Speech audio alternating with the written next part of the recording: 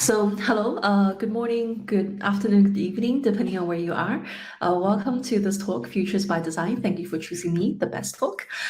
So before we get started, as I mentioned, I just have two quick questions for you on the side of the pool. So if you can quickly answer, how optimistic do you feel about the next 10 years, ranging anything from, your personal outlook to the entire world, and also how powerful you feel about the next 10 years, just for me to get a feel for where everyone is regarding the future. And as you do that, I'll just quickly introduce myself. So my name is Alicia. I am a senior service designer at the LEGO Group, an external lecturer at the Cologne International School of Design, a mentor of the Amazing Design People list. But perhaps out of all of these different titles, the one I hold closest to my heart is that I am a futurist. So a futurist is someone that thinks and designs and plays in the future, but I think it's actually not that hard to be a futurist. In fact, if you're here at a UX conference, I would say that design is inherently about the future. And so you're probably a futurist too, because anything that we do, we design not for this moment right now, is designed for the future. So it's not so much I think that designers should think about the future, but rather I think we have a responsibility to think about the future. Because anything that we do, the impact we have is out there forever. So if you design a chair and then one day you decide, I don't like the chair anymore, you can never undo the chair back into a living tree. Just like we can't undo the way that social medias and apps and interfaces has changed our ways of interactions.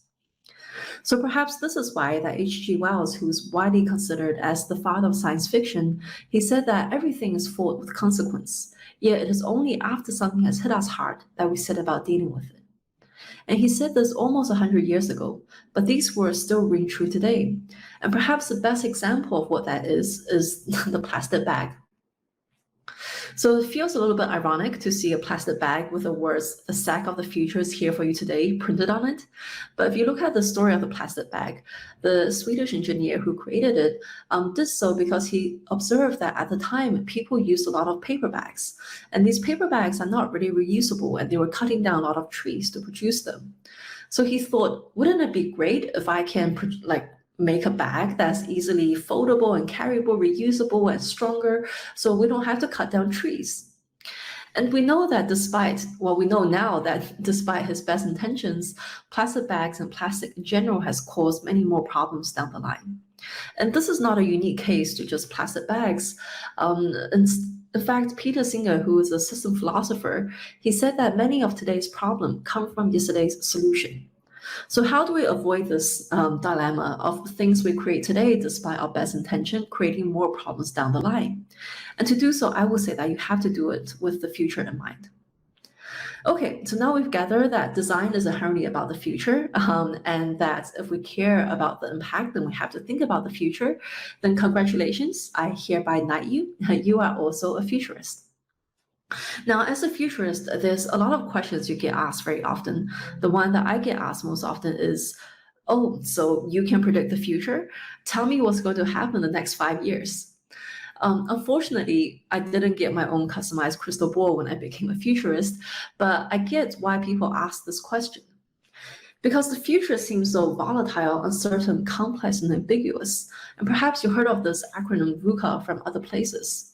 But originally, this acronym was invented by the US military to describe the world after the Cold War, because they think that now we just live in a time where anything could happen, where we cannot be sure of anything.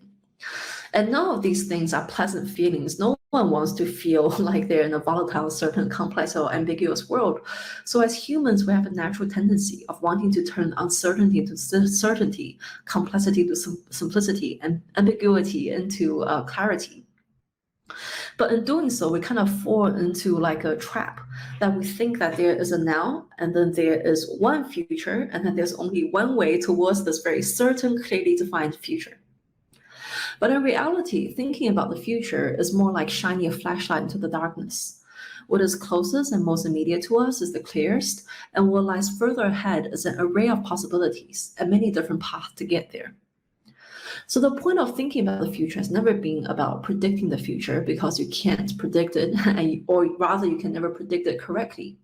Instead, we think about the future by using future as a medium to talk about what are the things that's not possible today, but could be possible tomorrow. So we can start having these conversations about how to prepare ourselves for all of these different scenarios for when they do perhaps come.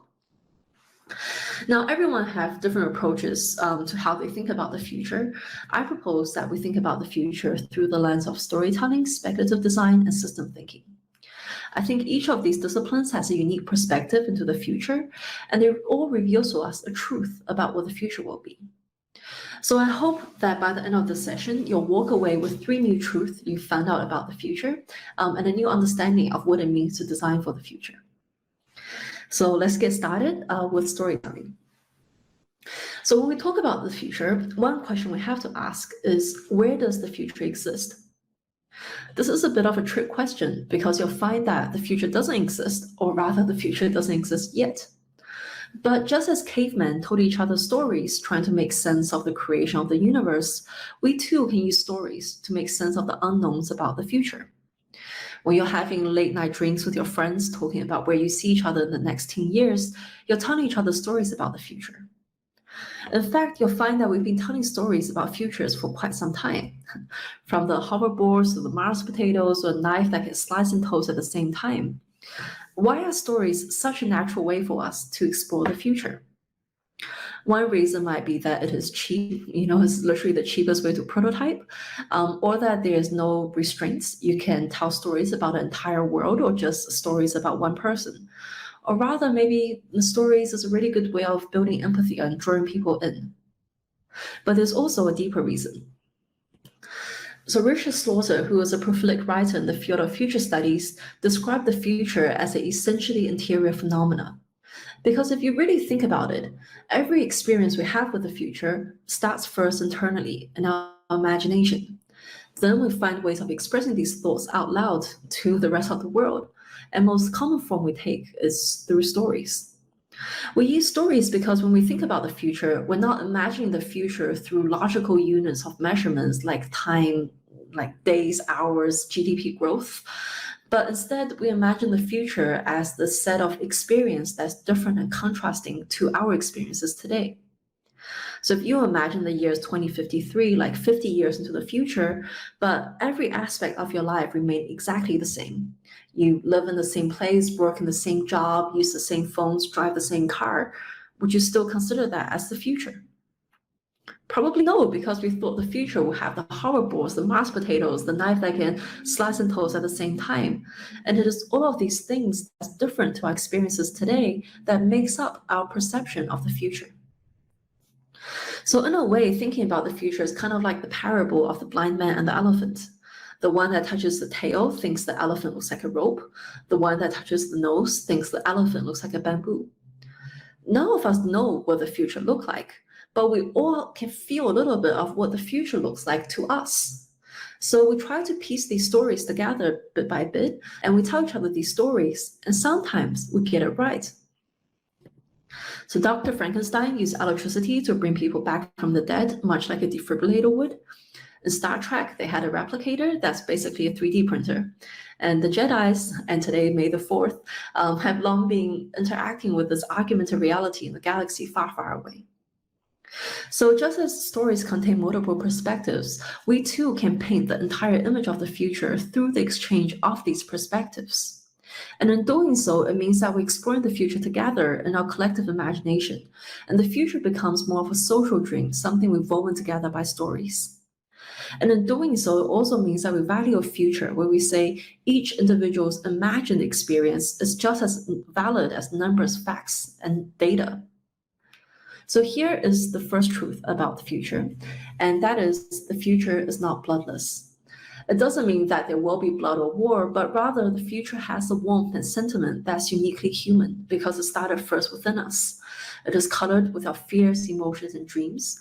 And just as we cannot be without the world, the future cannot exist without our experience of it. What it looks like when we try to explore the future through the lens of storytelling, it means that we're assuming explorative angle, where we say that the future is not an automatic continuation of the past, but rather we focus on what could happen instead. So Professor Muller, who is a professor here in Denmark, he said that the biggest challenge when we talk about the future hides in the fact that we can find it difficult to see the future as anything but an extension of the present through the linear projection of what we know. So the key word here is linear projection. So how do we break out of this mindset that there's only one future and there's only one way towards it? Personally, I think you can solve everything in life with a 2x2. So this is adapted from Jim Dator's 4 images of the future. Essentially, you can think of the future going 2 directions, in the way that we desire or in the way that we don't desire. And these changes of how it gets there can either happen incrementally, so quite slowly, or radically, where it changes very fast. And based on this 2x2, we can very quickly divide the future into 4 different scenarios.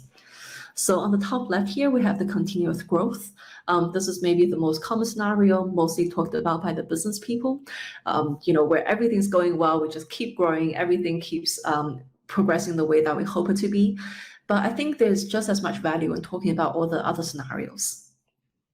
Down the bottom left, we have the eventual collapse. So that is the opposite of the continuous growth, where we say things slowly get worse and worse and worse, maybe due to a resource being exhausted, maybe due to war or other instabilities, eventually resulting in the collapse. On the top right corner, we have the complete transformation. So this refers to a wild card. Perhaps in the future, there comes a new technology or a new social norm that transforms what we know today into something completely different, making what we thought was impossible suddenly possible, and that there's no way for us to return back to the old way of doing things. On the bottom right, we have the dystopic survival.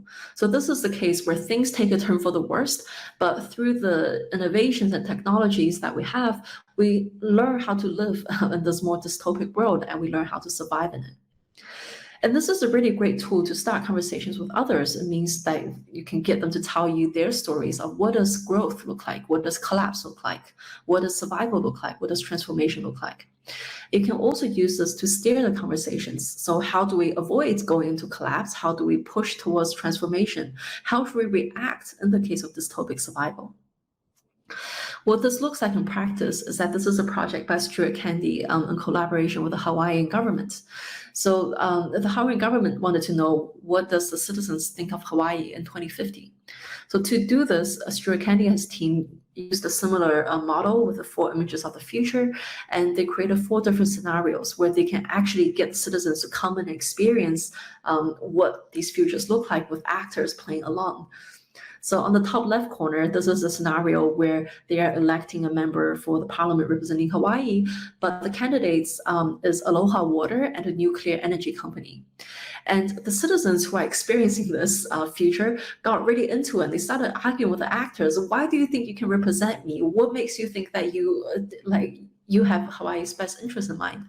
And these are all really valuable conversations to have when we talk about the future, because the future shouldn't be centered around just one person's perspective, but all of our collective visions of the future together. Okay, so now moving on to speculative design. Another question I get asked often as a futurist is, what is the outcome of thinking about the future? What do you actually produce?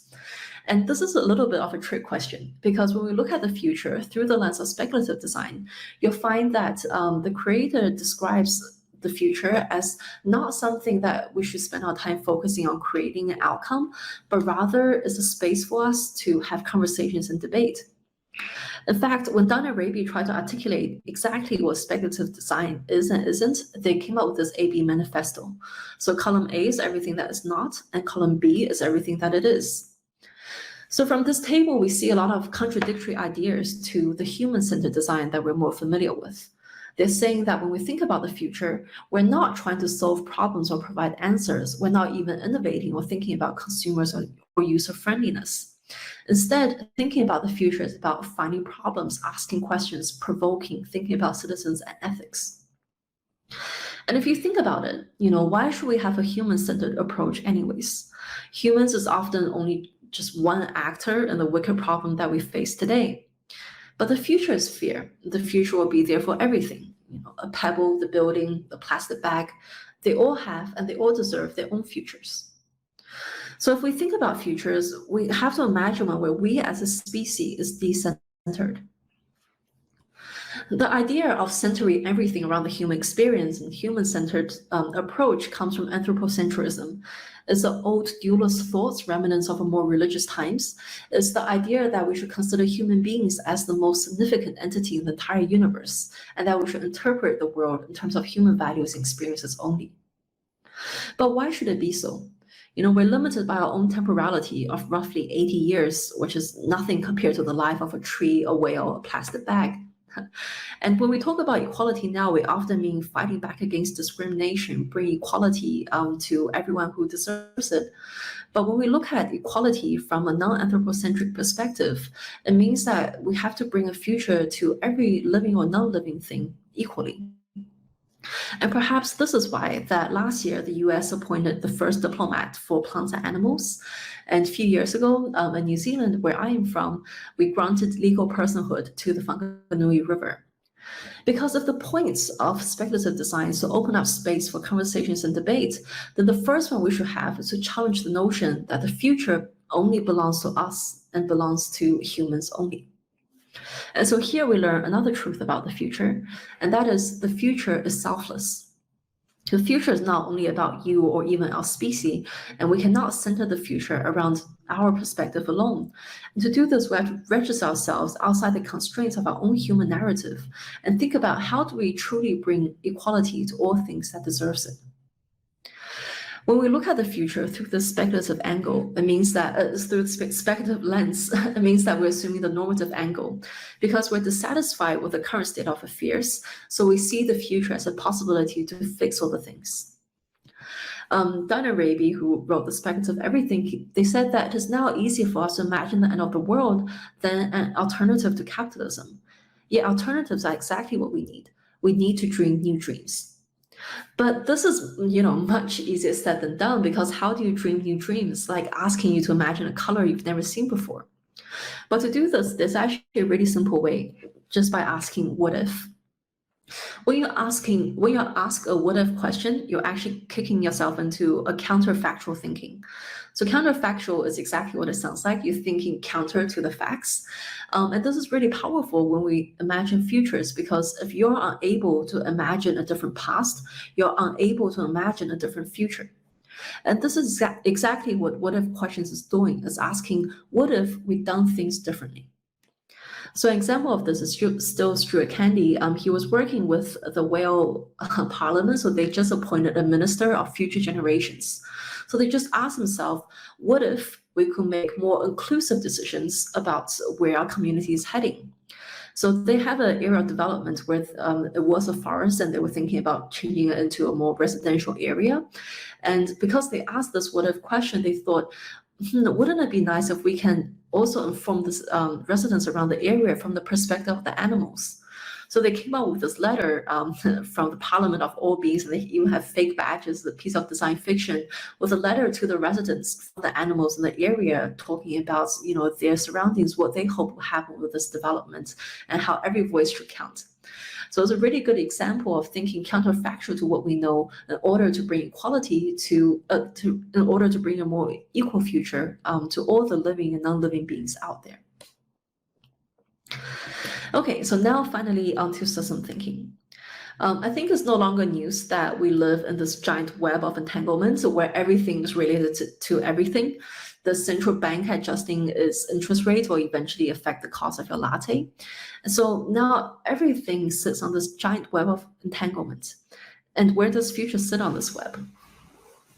One way that you can think about the future is that future is change rippling through a system. The time and delay it takes for the change to reach us is the future in itself.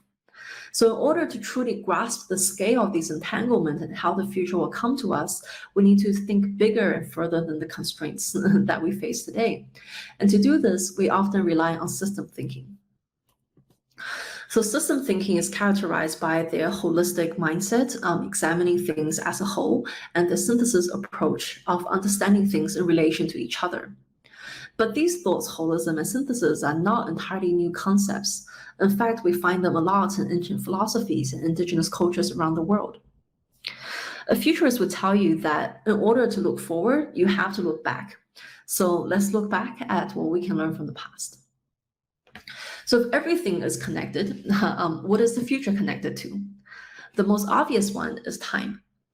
But the way that we experience time now on our watch, on our team's calendars with weekends and months, is actually quite a capitalist concept known as clock time. And clock time exists to maximize our productivity and to increase our efficiency. So if you wanted to know what time was like before the capitalist era, an Aboriginal person would tell you that time is much more multidimensional. It is as a pond you can swim through, up, down, around. The indigenous people tend to experience time much more deeply because to them, time is connected to the tide, to the season, to the ripening of fruits. So as a result, time and future, they're not a standalone abstract concept, but they're physical and tangible and reflected in the systems around them. And so the future is also a natural extension of the presence, and they can find future in all the systems around them too. This is how the Vanuatu people are able to tell the upcoming cyclones based on the mango tree's early flowering, or the Khasi people of India spending decades making bridges out of living tree roots, not for themselves, but for the future generations to come. Or a few years ago, you will remember there was an awful Australian fire, but some forests remain untouched because the local Aboriginal people practice this ritualistic, controlled, cool burnings, exactly to prevent future fire, but also to kickstart the germination process. So here we see that the indigenous people have been practicing long-term, short-term futuring, system thinking, circularity, long before we even came up with the name of these concepts. A few years ago, BBC wrote a piece that said short-termism is a civilization's greatest threats, but I am an optimist and I tend to think that short-termism is also just here for a while because we've seen the way that indigenous people think about time and future, and their way of living has kept the earth in harmony for thousands of years. So there's a lot that we can still learn from them, and that I have hope that perhaps by changing the way that we think about time, we can also change the way we think about the future. And then the future is no longer an abstract concept floating in the distance, but rather we will find that the future is rooted. So the future is rooted in our experience of time. Is it rooted in the actions we do today in the presence? The future is rooted in the living systems around us, and also the future is rooted in this earth. So if we're trying to explore the future through the system lens, it means that we assume a predictive angle where we try to use historical data as input to make informed estimates that are predictive in determining the direction of the future. You will remember that I said in the beginning that you can't predict the future, and I still stand by that. You cannot predict the future, but what you can predict is behaviors and patterns. Because what you'll see when you look at the future from a system angle is that things behave in similar patterns. And once you find these patterns, it's easy to think, how would this pattern reenact itself in a future time? So Randers, who was a Norwegian author that wrote a book about his forecast about the world for the next 40 years, he said that my forecast for the next 40 years is an educated guess at what I believe will happen, and certainly not a description of what ought to happen. So it's important here to know that when we predict the future, it's not we're saying that what is certainly going to happen, but what we believe things that could happen. But how do we put more evidence behind these educated guesses so that it carries more weight rather than just a personal intuition or hunch? To do this, when we think about the future, we often look forward, right? And this is maybe the most natural thing to do. But you'll find that this is actually really, really hard because you have to constantly scan the horizon for new signals, new drivers, new things popping up, so you can continuously weave them into a story about the future. But instead, as I mentioned earlier, in order to look forward, you should look back at least twice as long. Because when you look back, that's when you discover the patterns of behaviors, and then it's much easier to imagine these behaviors mapped onto the future. So for example, if you're concerned with the facial recognition technology and how that could shape our future and our experiences, then you, instead of scanning the horizon for latest developments, you can just look back at the last time when fingerprint recognition became a widely spread technology. What areas did it change? How did it affect our daily lives? And then pinpoint and then fold these patterns onto the future and imagine how that might play out. An example of this is that some of my students wanted to explore the future of education, and I said, you wish. So instead of asking them to look forward, I asked them to look at the entire history of education, try to pinpoint what are the main drivers that push forward education communication, and what are some of the signals that indicated that we're reaching a point of no return, a new thing has happened, and that will be our new normal. And from here, we see some of the drivers that identify on the bottoms and some of the signals that they found at the top. So here, for example, they looked at the age of enlightenment, and that they are able to map what are some of the patterns that they saw in the age of enlightenment. Then from here, I can ask them, well, some people say that now we live in the age of digital enlightenment. Which of these patterns and behaviors do you think is likely to repeat itself? And what would that look like for the future ahead? Okay, so now let's take a quick recap at what we have discovered so far about the future.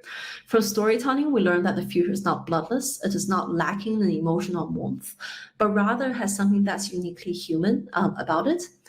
Also, we learned from speculative design that the future is selfless. The future is not only about us, but rather the future is fear, and so should we when we think about it. From system thinking, we learned that the future has roots. It's not an abstract concept floating in space, but rather is an extension of the present and is rooted in the systems around us. And up until now, I talked a lot about how things could change in the future, but now I want to leave you with an antidote. So this is Jeff Bezos, and it's hard for me to find any warm, nice feelings for the world's biggest capitalist. But I was reading an interview with Jeff Bezos once, and the interviewer asked him, "Mr. Bezos, what do you think will be different in the next 10 years?" And Jeff Bezos looked down, he thought about it, and he said, "I very frequently get the question, what's going to change in the next 10 years? And that is a really interesting question. It's a very common one.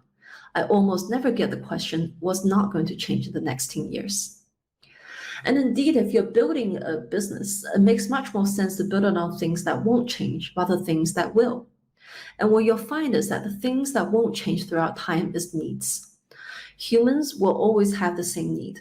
We always want to be respected, loved, feel safe, dance with music, eat our favorite food, and these will not change throughout time. Henry Ford is most famous for saying that if I asked people what they wanted, they would have said faster horses. But I will argue that he asked people the wrong question. If he asked them, what did you need? People would have said, I need to travel faster. And that need would still remain consistent today. So when we think about the future and designing for the future is really a delicate balance between understanding what is and what could be. What are the things that will not change? And how would that look like in a world where everything, technologies, societal norms, what we hold as common values could be different? So another question I get asked very often as a futurist is, what is the value of thinking about the future? If you had to put a business value to it, why should we invest time, money, energy into it? I will say that thinking about the future is like going to the gym. You're exercising the muscle in your brain that helps you discern what are the things that won't change and what are the things that will. So when the day comes when you have to make a decision with a long-lasting impact, you already have the mental flexibility, this practical skepticism, and the hard empathy requires to make these decisions.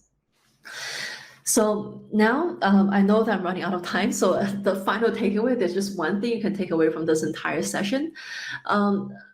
I've also given these talks in the past, and the final takeaway I've given in the past has been that as designers, what we need most in designing for the future is empathy.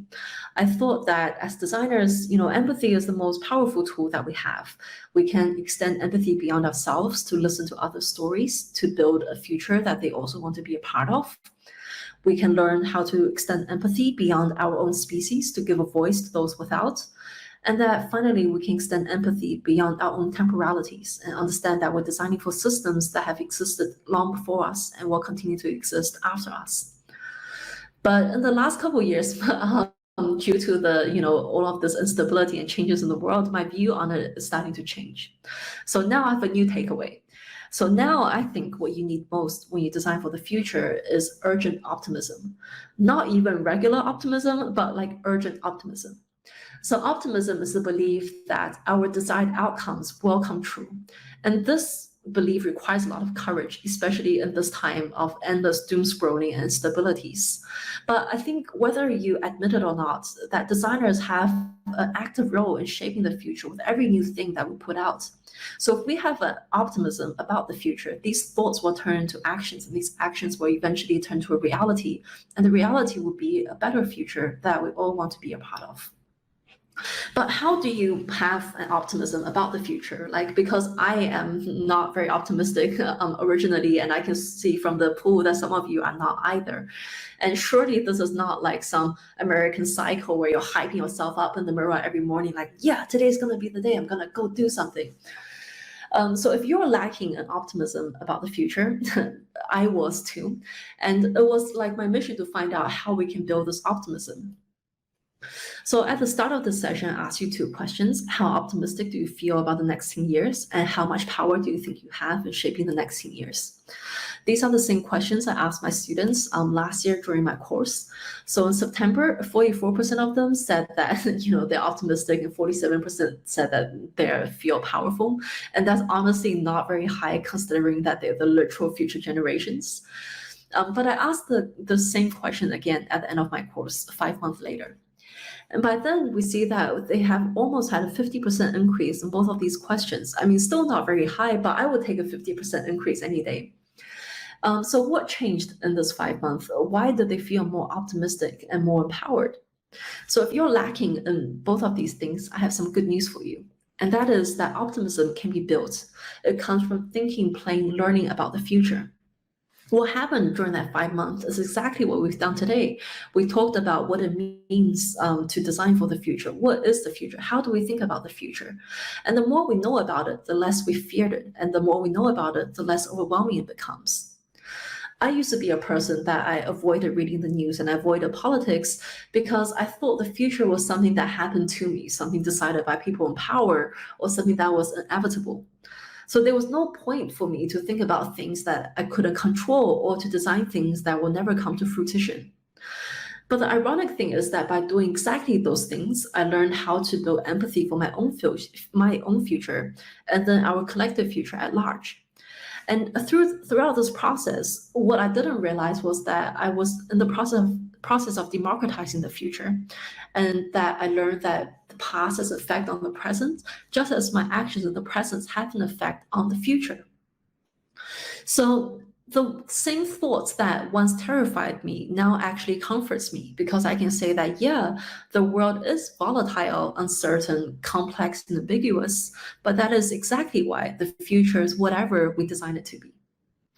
So thank you so much for the talk. I hope to see you in the future. And if you have any questions in the comment section, Maria, please feel free to raise them. I think I still have 10 minutes for questions. Yeah, awesome. Thank you so much, Alicia.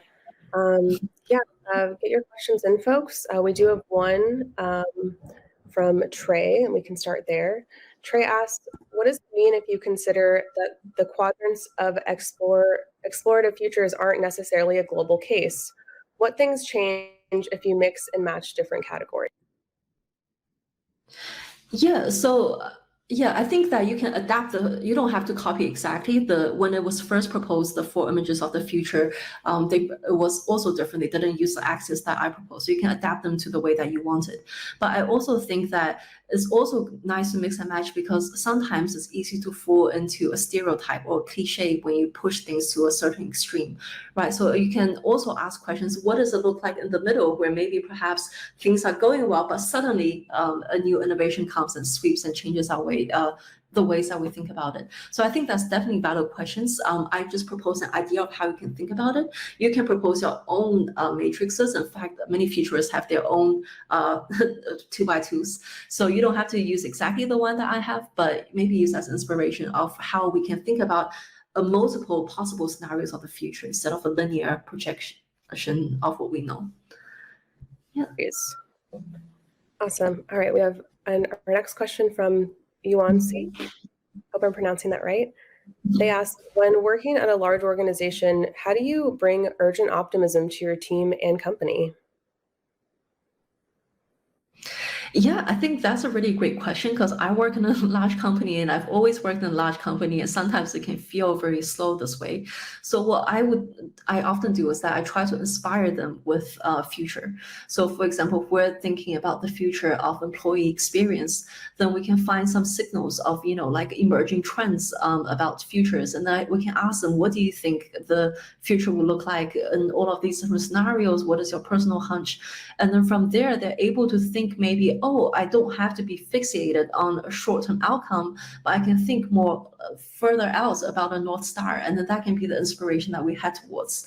So I think this is a really great question. So I would say that I would focus more on using future as a way to inspire, and to sprinkle in maybe as a lightning talk in the beginning of your session. Just look at, do a quick horizon scan. What are other people in this industry are doing that's maybe giving you a glimpse of hopes you have for the future.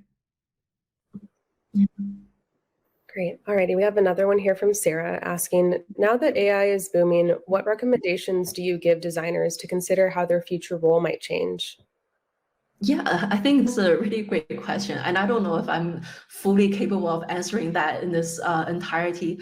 I would say that the way that we think about designing as a role will change, right? It becomes more about asking the right questions, because we see with ChatGPT, it can give you really eloquent answers and really condensing information in such ways, but then it becomes more about how to ask the right questions. And I don't think this is something that AI would be capable of doing. So I think actually going back to the system thinking, using the synthesis approach, understanding things in relation to each other. So for example, the AI will know that a car is made out of something with wheels, with a steering wheel, with an engine, with windows. But if you have to ask what is the car's relationship with the road, with the person driving in it, the way that interacts with the traffic light system, that it will have maybe more difficulty, I would imagine. I don't know, I'm not an AI expert, I'm sorry. But I will imagine that if we really leverage the synthesis approach by understanding things holistically in relation to each other, that would be, yeah.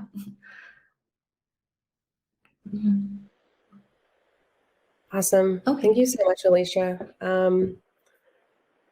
We have one more question/request here from Davida asking, I'd really love to hear more about your vision and suggestions for applying and creating new applications towards this future.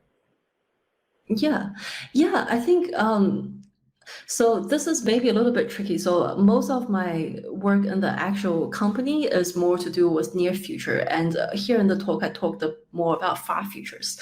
When we talk about near futures, there are different techniques that we use. So there are, trend forecasts where we can predict more tangible things that we think might happen in the next 5 years. But when we talk about far future, I think this is maybe where most of the power lies, is that we can create these design fiction items, like the ones example I shown you with like this letter and badge from the animals talking about the future, because it's by giving people these sort of tangible prototypes, it can help them temporarily suspend any disbelief they have about the future.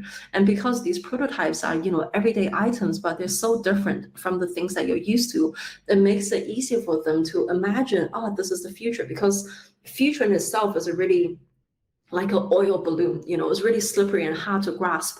But by giving these like small tangible moments where they can relate to their everyday life, it's like hanging strings that is easier for them to hold on to and relate to that future. Yeah, that way. Cool. Wonderful. Alrighty, if there are any other questions, now's your chance, drop them here.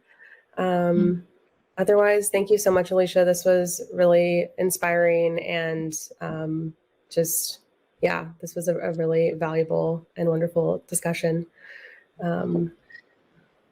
Great. So thank you guys so much for joining us, and I hope to see you in the future.